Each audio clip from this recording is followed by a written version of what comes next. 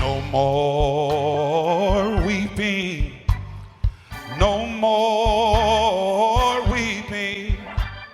On Thursday, a day of remembrance at the funeral for Daunte Wright, the young man shot and killed by a Brooklyn Center police officer.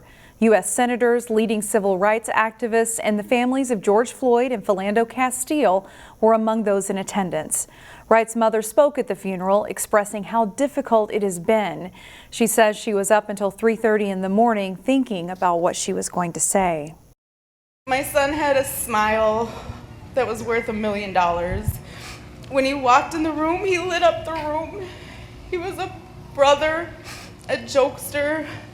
He was loved by so many. He's going to be so missed.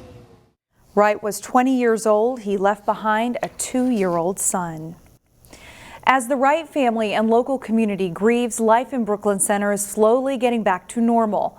The distribution center at the Blue Barn at Brooklyn Center Schools is wrapping up. This has been our curriculum. This has been our focus, as well as healing circles with our students and our teachers. And we're going to start transitioning back to be a school, not a distribution center. The Blue Barn stopped accepting any donations but gift cards. It will wrap up distribution on Friday.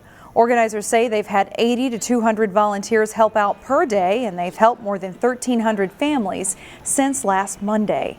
It's been just an amazing experience, just personally, and I think as a community, to see the people who are outpouring their love and support for us. People who are still in need of help will be directed to one of the local nonprofits like CCX or CAPI. Only a day after the verdict in the Derek Chauvin trial of killing George Floyd, the Minnesota House passed a public safety bill that includes many measures on police reform. Here are a few of the measures included in this bill. It would limit the authority for officers to detain drivers on petty misdemeanors like expired tags. It would require authorities to release body camera footage less than 48 hours after the incident. And it would allow local governments to establish civilian oversight committees. I truly believe that if officers know that they will be held accountable for actions like this when they cross the line, that there will be a pause and there will be more thoughtfulness around what they do and how they engage community members.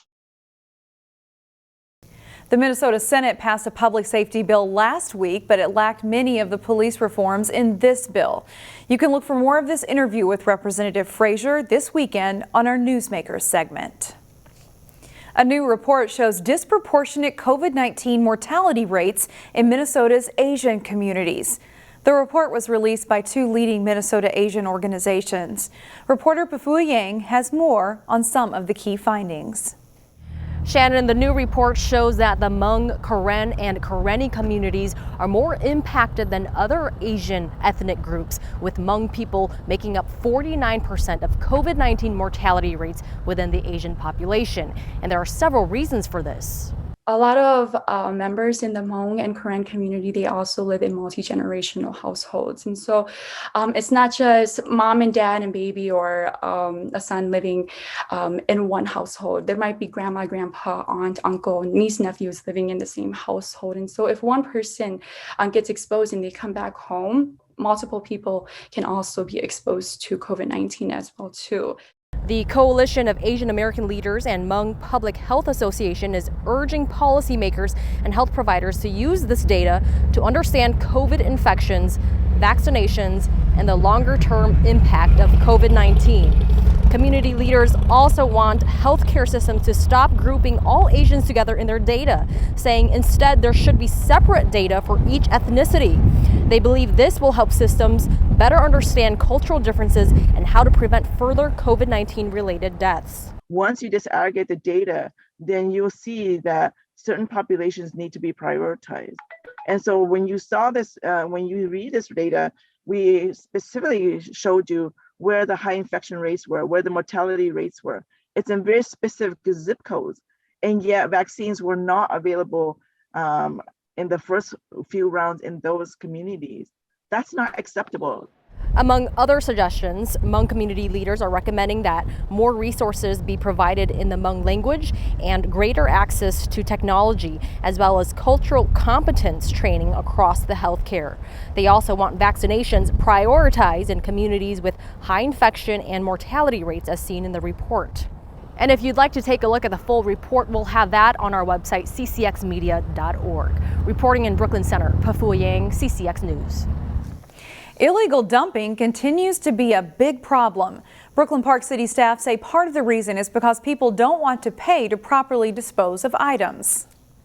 Yeah, we have seen a marked increase here in Brooklyn Park as well as across the country in illegal dumping that we then have to pick up. So it's not free, because while you don't pay at the moment of disposal, you do pay through your taxes, because we have to send guys out there to pick the stuff up, and then we have to put it in our trash, and then we have to pay for it to get rid of it. So Pratt encourages residents to take their hard-to-recycle items to a special drop-off event this Saturday at the Brooklyn Park Operations Building.